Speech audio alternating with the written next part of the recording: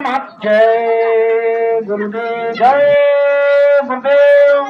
तो एक महात्मा जी थे, महात्मा जी के शिष्य थे बंद कुटिया थी। अरे महात्मा तो जंगल में ही रहते हैं, सब प्रेम योग। महात्मा जी ने कहा बच्चा, मेरा आदेश ही सर्वोपरि होता है।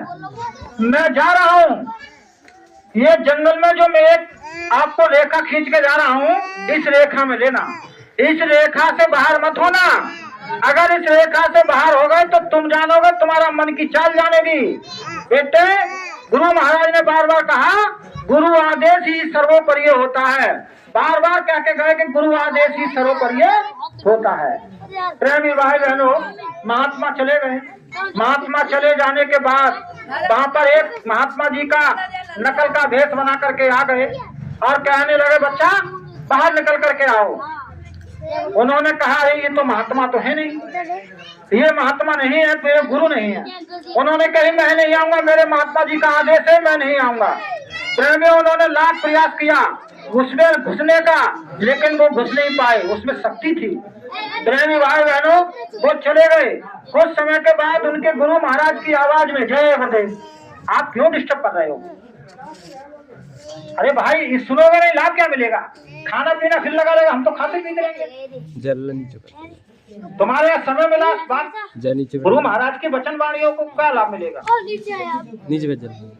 जय गुरुदेव। नहीं, एक आदमी कर सकते हो, आप करना है तो जय गुरुदेव। सुन लिए बात तो देखिए, उसी आदेश ने वो महात्मा जी की आवाज बिगाड़ दी और जाकर के उन्हीं गुरु की आवाज में आवाज लगाने लगे, ए बच्चा मुझे बचाओ, ए बच्चा मुझे बचाओ। उनको शंका हो गई। उन्होंने कहा गुरु महाराज के लिए घेर लिया और गुरु महाराज मुझको आवाज लगा रहे, अब मैं क्या करूं? अब मुझे जाना पड़ेगा।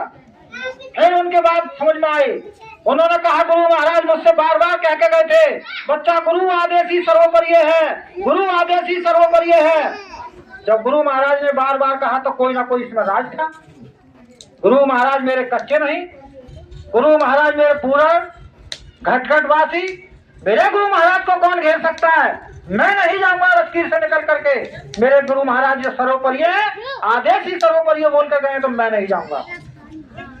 प्रेमी भाई बहनों, पूरी कोशिश की डिगाने वाले ने, मारने वाले ने, कुछ भी नहीं हुआ।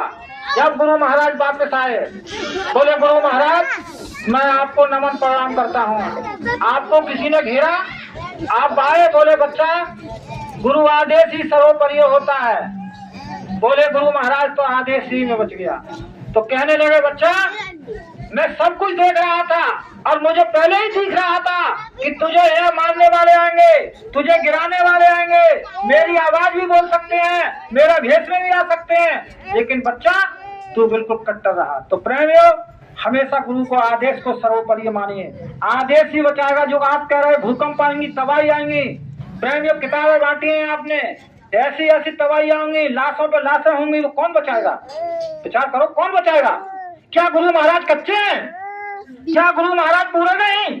फिर आपको कौन बचाएगा? जब आदेश नहीं समझो को बचाएगा कौन? मथुरा की शक्ति बचाएगी, बाबा जी बचाएंगे।